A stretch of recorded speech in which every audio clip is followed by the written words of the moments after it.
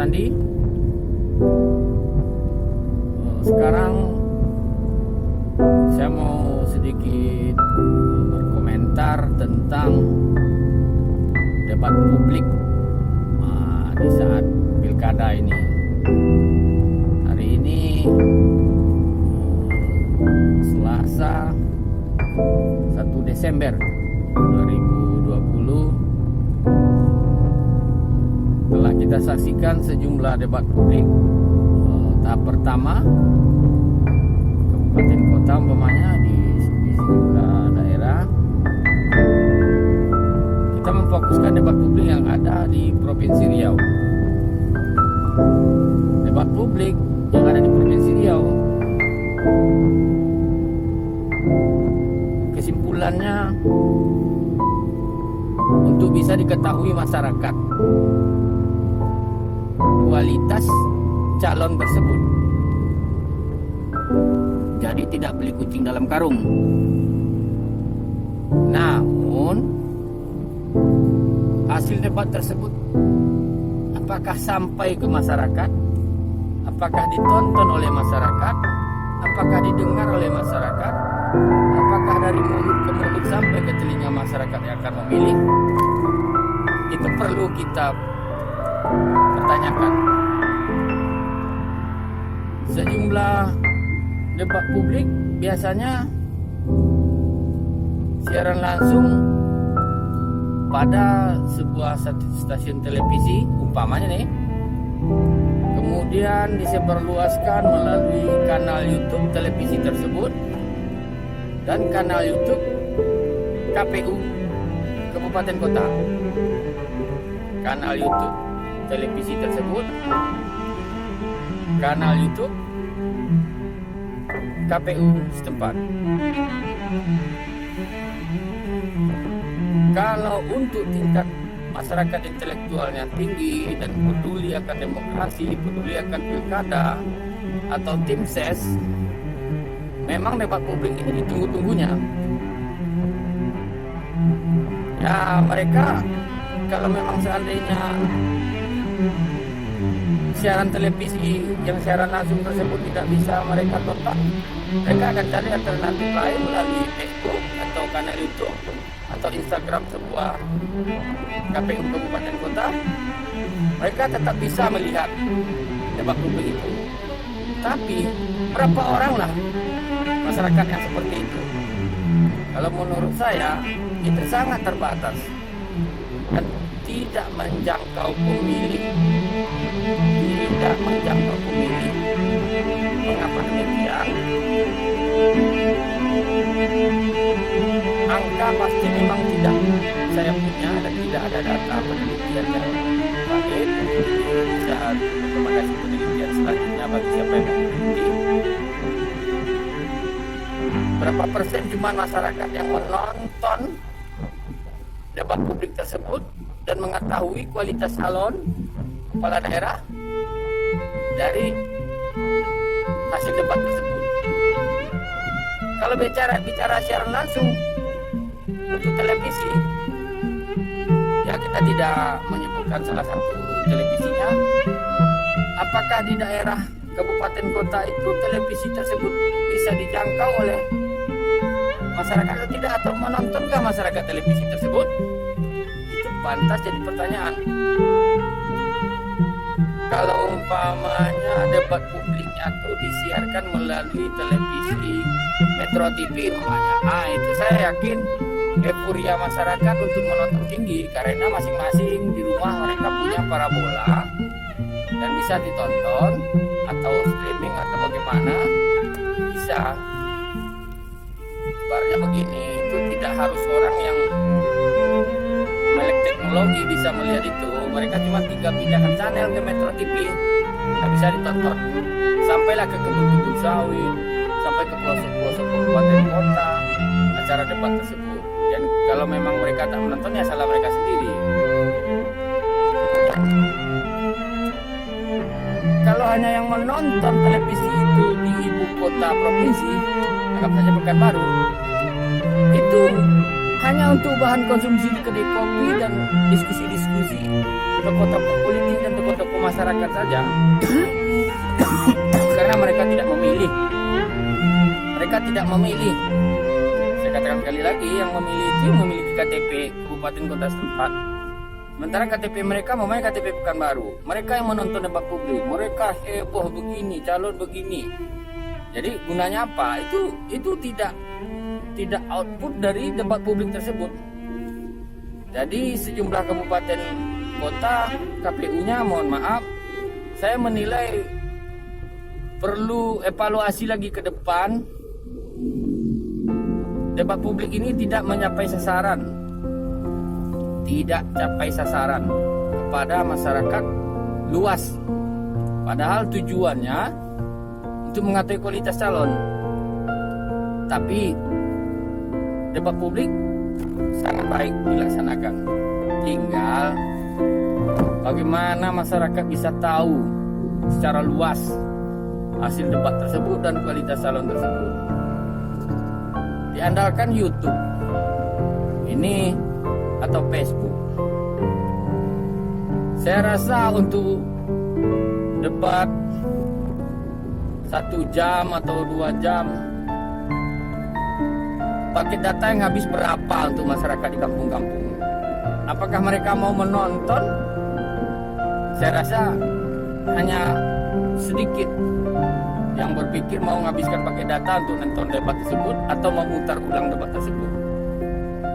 Hanya yang memiliki WiFi dan cari nanti WiFi gratis di warung kopi di mana-mana, itu mereka cuma yang bisa menonton dan hasil share-share dari berbagai WA group atau media sosial lainnya. YouTube ini adalah media sosial. Oke lah, kalau kanal YouTube televisi tersebut subscribernya itu banyak, puluhan ribu. Saya sudah tengok puluhan ribu subscribernya.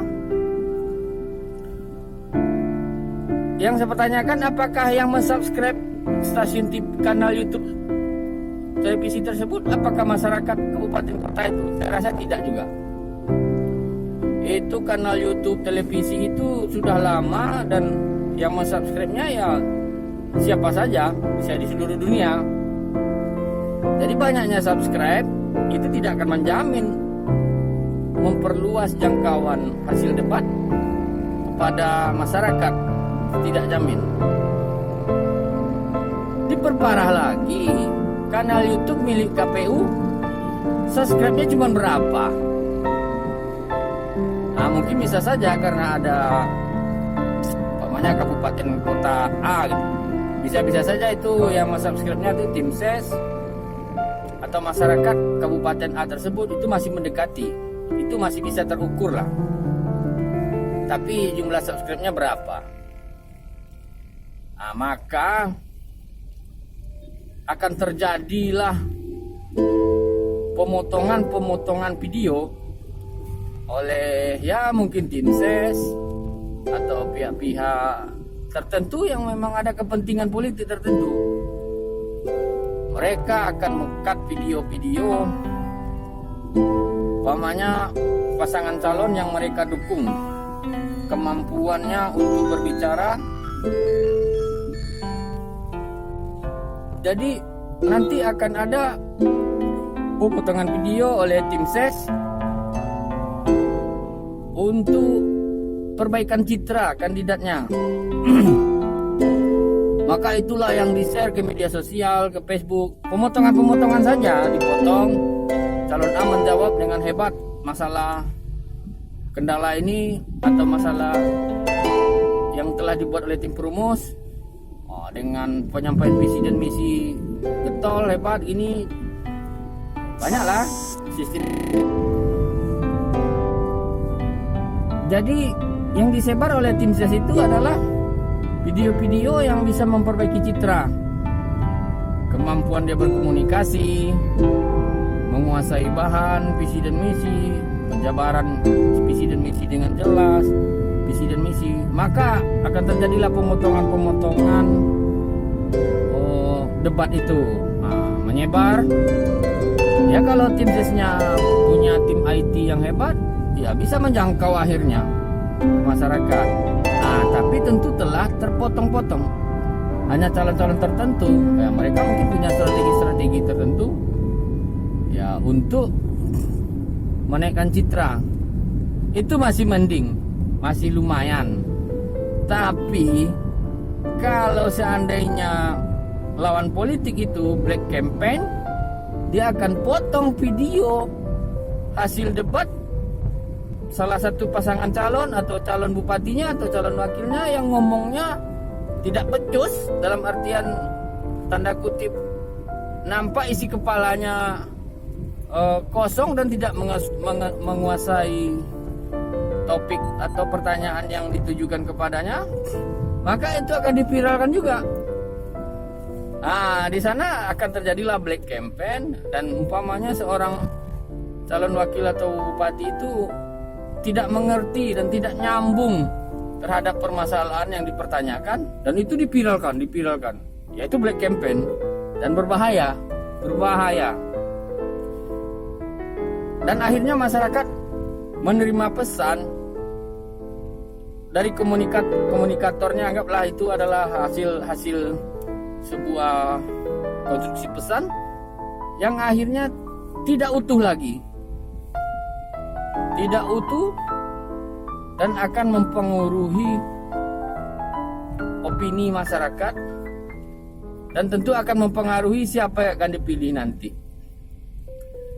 Umpamanya ada seorang calon bupati atau wakil yang keseleo berbicara, ada yang tidak paham, dan termasuk ya mungkin jadi bahan candaan gitu.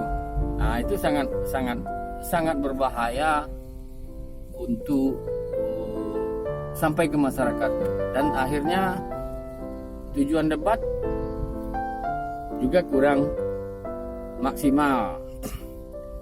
Jadi apa sebaiknya solusi untuk masalah ini? Solusi untuk masalah ini, pertama,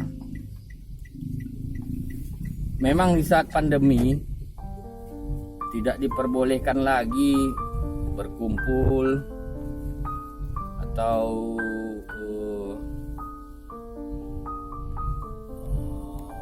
mengadakan acara nonton bareng atau yang lain-lainnya. Tapi perlu dicari solusi untuk bisa sampai ke masyarakat ini. Menurut saya, pertama,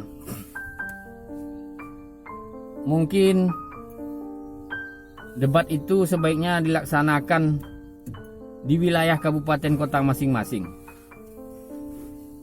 Di wilayah, tanda kutip, kabupaten kota masing-masing.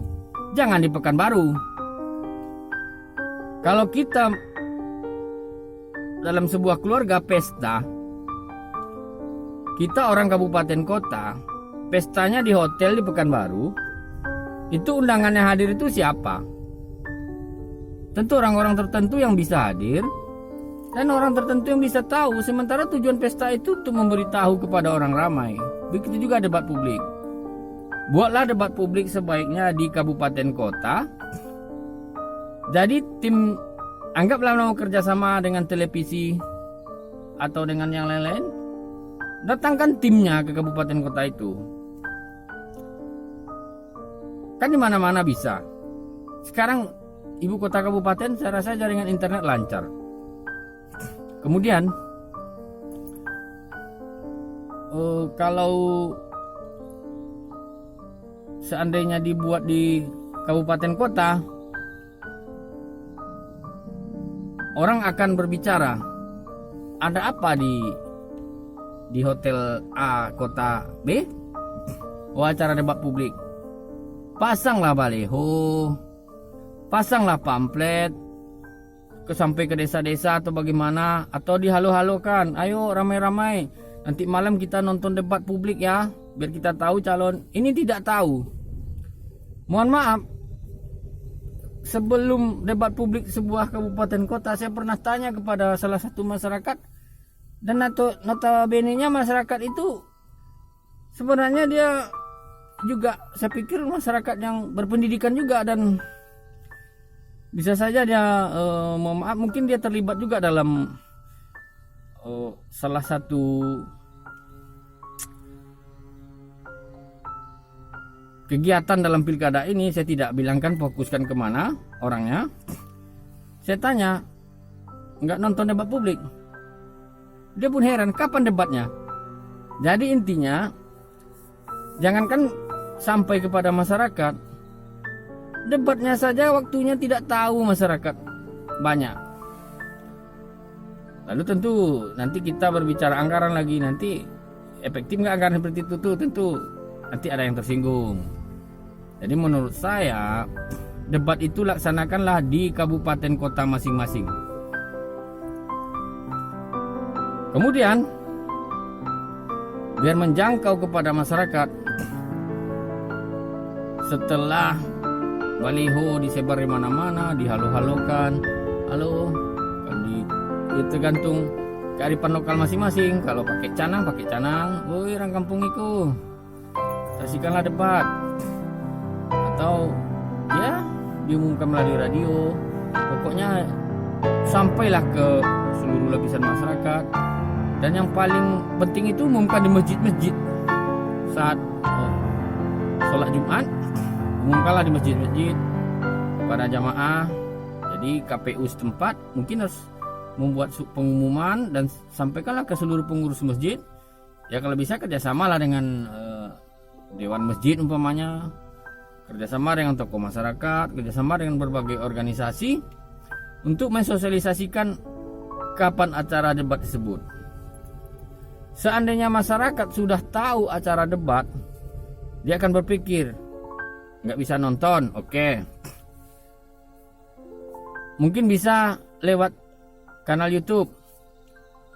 Nggak pernah nonton YouTube, nggak punya paket data, kan berbagai kendala masyarakat. Setidaknya masyarakat sudah tahu akan ada debat publik, itu. Paling tidak, kalau orang tua yang tidak tahu teknologi, dia bisa bertanya kepada anaknya, nak, coba bukakan kanal YouTube debat publik dulu di KPU. Ketua ada pengumuman tadi di masjid, acaranya tanggal sekian, jam sekian. Untuk sang anak, karena yang minta tolong adalah orang tuanya yang tidak tahu HP, ya dia bisa buka HP. Jadi dia bisa tonton. Atau sang anak harus menonton. Nanti orang tuanya bertanya, menurut kamu nak, siapa calon yang baik kita pilih, dan siapa yang paling berkualitas sesuai tema debat tersebut. Seperti itu. Lalu jika seandainya sebuah desa belum ada jaringan telekomunikasi, perlu dicarikan solusi, atau mungkin hasil debat itu dimasukkan ke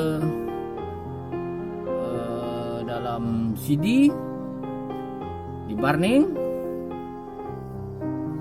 disebar ke masyarakat desa atau pelosok yang memang belum ada jaringan telekomunikasi sama sekali. Tapi itu mungkin untuk saat ini berbicara jaringan telekomunikasi, saya rasa itu mayoritas sudah mencapai lah, sudah hampir terjangkau lah.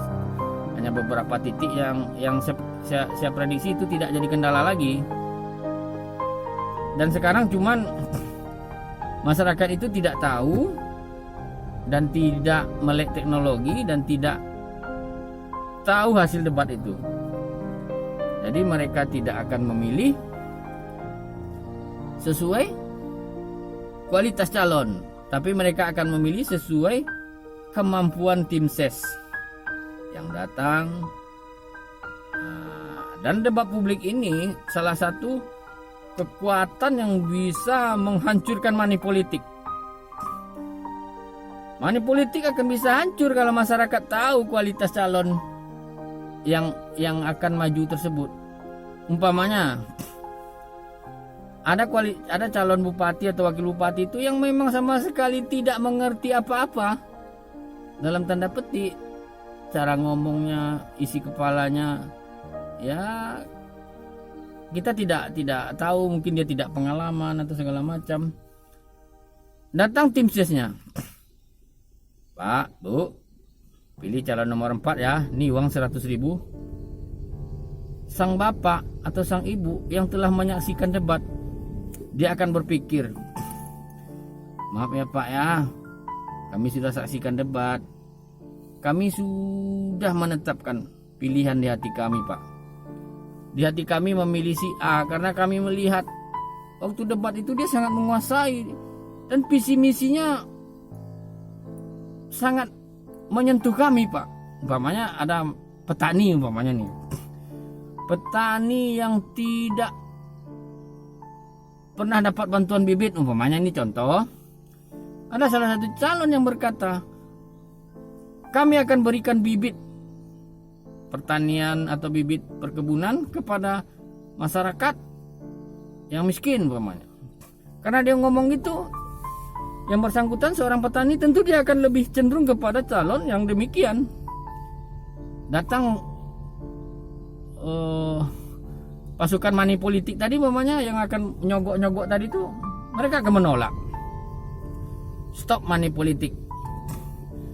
Karena money politik itu dia akan itulah akan mempengaruhi suara kepada calon-calon yang benar-benar, kadang-kadang calon yang tidak berkualitas itu memang itulah senjatanya money politik itu. Kalau calon yang berkualitas dan dia pede, dia mampu, masyarakat akan memilih dia tidak akan money politik. Dia akan pede, saya ini adalah calon yang akan dipilih masyarakat karena waktu debat saya memang betul menunjukkan integritas dan intelektual saya sesuai tema debat KPU. Dia akan pede seperti itu, dia tidak akan mau money politik. Yang money politik itu biasanya memang calon-calon yang ya kualitasnya di bawah standar lah. Jadi kalau saya menaik kesimpulan, calon yang money politik itu calon yang nanti kalau dia duduk atau menjadi bupati atau wakil bupati itu bakal jadi calon yang diperalat oleh toke, diperalat oleh cukong, diperalat oleh kontraktor-kontraktor nakal, diperalat oleh siapa saja. Dan akhirnya seperti itulah yang terjadi. Dan kemudian terakhir saya mengkritik pada KPU dalam menentukan tim perumus atau tim pengujinya. Kan itu kalangan akademisi tuh, tanda petik akademisi. Saya tidak tahu ketentuannya apa, standarnya apa. Biasanya gelarnya profesor, doktor, si A, si B, si C. Kalau bisa, sesuaikanlah tema debat itu dengan pertanyaan-pertanyaan yang akan diberi. Sesuaikan tema debatnya. Nanti temanya tentang, maaf, contoh ini, temanya umpamanya tentang religius. Nanti soal yang diberikan pertanyaan tentang budaya, itu kan tidak nyambung. Tidak nyambung dan tidak connect. Dan itu beberapa debat saya amati itu terjadi. Tema debatnya A, pertanyaannya Z. Kalau tema debatnya A, pertanyaannya C atau B atau D itu masih lumayan, masih dekat-dekat itu. Ini tema debatnya A, pertanyaannya Z, sangat jauh sekali. Jadi tidak sinkron. Memang bapak-bapak profesor, doktor, akademisi-akademisi itu dia sebenarnya tidak salah. Tidak salah. Mereka mungkin dikirimi surat, hasil komunikasi dengan pihak KPU, Bapak jadi tim perumus ini, tim penyusun penguji ini Pak, ini buat pertanyaan Pak gini, mungkin tidak dijelaskan secara detail tema debatnya apa. Nah, kemudian kalau bisa tim penguji itu membuat pertanyaan merupakan tim penguji orang yang mengerti daerah tersebut. Kadang memang kalau mau menguji atau membuat soal itu yang bersangkutan tidak tahu, entah dah pernah dia ke kabupaten kota itu atau tidak. Dia pula disuruh membuat pertanyaan-pertanyaan. Menurut saudara-saudara itu nyambung atau tidak? Jadi itu perlu kita evaluasi untuk KPU ke depannya. Jadi 2 poin penting. Pertama, terkait jangkauan hasil debat kepada masyarakat perlu dievaluasi dan diperluas. Dan yang kedua, materi pertanyaan harus nyambung, dan carilah tim perumusnya itu atau penguji atau yang membuat pertanyaan-pertanyaan itu orang yang mengerti kearifan lokal setempat, permasalahan-permasalahan yang terjadi tentang daerah tersebut. Jangan tim penguji atau perumus itu membuat pertanyaan-pertanyaan yang kadang sudah mulai kadaluarsa lah, entah pokoknya sulit lah, kadang menyerang secara personal terhadap calon, tapi dia tidak tahu mungkin ada isu negatif selama ini terhadap calon A, menyangkut sesuatu yang viral di media sosial, umpamanya calon A ini umpamanya pelaku peti, umpamanya ini pelaku peti, umpama penambangan emas tanpa izin, umpamanya nih. Tahu-tahu memang sengaja pula dibuat pertanyaan, apa strategi memberangus peti? Tentu itu akan menjadi bumerang untuk dia.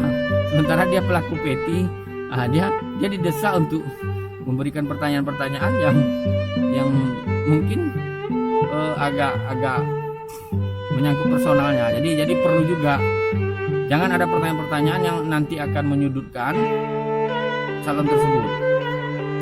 Dan kemudian dari beberapa kali debat, untuk waktu penyampaian visi dan misi itu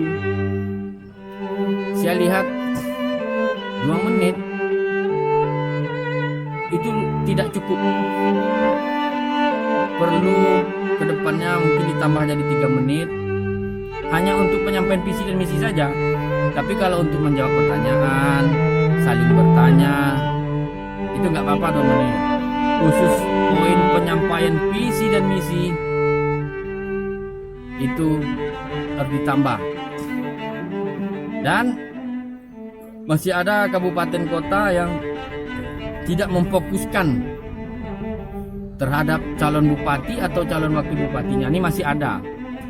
Seharusnya harus buat spesimen atau khusus pertanyaan untuk bupatinya saja, untuk masing-masing wakilnya saja. Jadi masyarakat tahu macam mana bupatinya, macam mana wakilnya.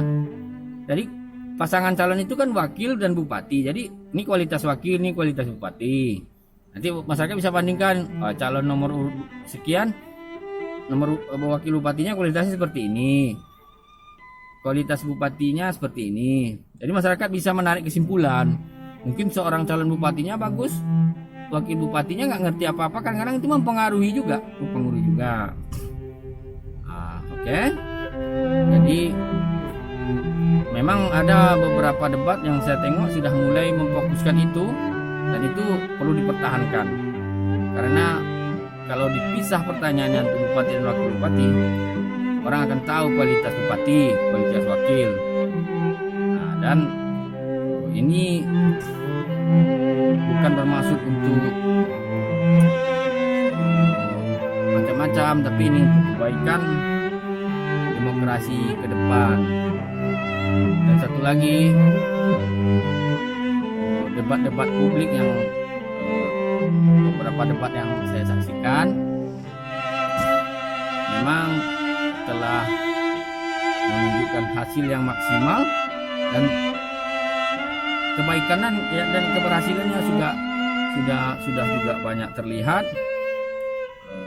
KPU juga sudah banyak berhasil, pertama dalam memberikan pendidikan politik kepada masyarakat dan menginformasikan kualitas calon. Dan KPU juga saya apresiasi, jumlah kabupaten kota itu KPU-nya telah berbuat maksimal untuk menjalankan pesta demokrasi ini. Terima kasih KPU juga oke. Biasa kalau ada kekurangan di sana sini itu biasa untuk evaluasi kita ke depan. Jadi seandainya debat publik ini nanti menjangkau kepada masyarakat dan bisa berita hoax itu dicegah, money politik bisa ditolak, akan menghasilkan kualitas pemimpin yang lebih baik di masa yang akan datang. Oke? Like and subscribe.